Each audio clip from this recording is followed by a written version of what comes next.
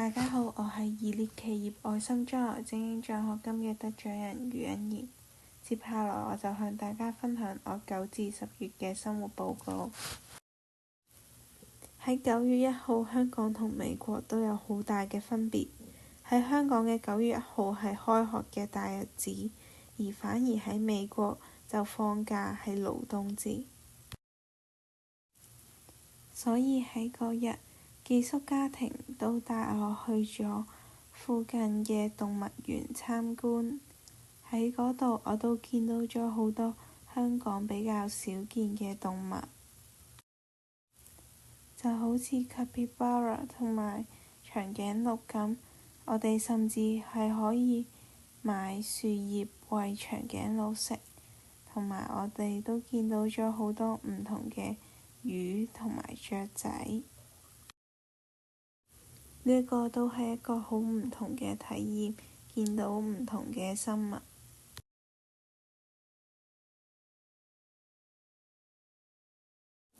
咁因為9月同10月都就快到秋天，佢哋都有舉辦咗遊行同埋秋天嘅 fair 活動啦。咁我喺當中我都見到咗好多新奇嘅嘢，喺香港見唔到嘅嘢。喺 fair 入面，我都有見到一啲比較新奇，喺香港從來未見過嘅活動，就好似呢個豬仔游水嘅表演，喺香港我都從來未見過，第一次見到我都覺得好有趣。再加上德州佢係一個 cowboy 文化比較濃厚嘅地方，所以無論係 fair 定係遊行當中，都出現咗好多馬同埋牛嘅元素。I'm back on fire, and here we go!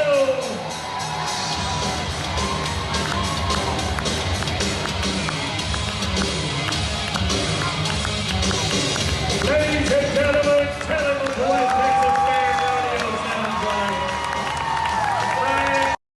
10月頭嗰陣時候係中秋節，我都帶咗一啲月餅過嚟同 host family 佢哋一齊分享。佢哋之前未試過月餅，覺得入面可能會係芝士之類嘅嘢，但試完之後佢哋都覺得好新奇，好有趣。今個月學校有 drama show， 因為有朋友喺上面表演，所以我同朋友都到場支持佢。今次嘅 show 係改編自 Harry Potter， 個故事都非常之有趣，係類似穿越到Harry Potter 入面成為當中嘅一員。咁其中發現美國嘅 drama show 同香港嘅都有好大嘅唔同，都各有特色，好有趣。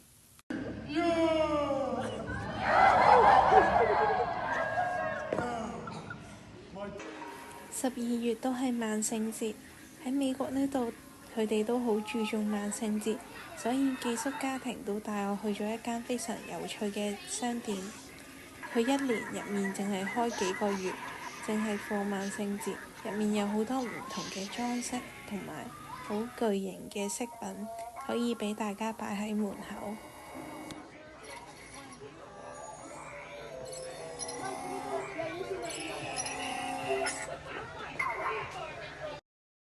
因為 host family 佢哋都好鍾意睇一套電視劇 Doctor Who， 所以我哋一齊整咗一個喺Doctor Who 入面嘅 Magic Box 作為一個 Halloween 嘅 costume。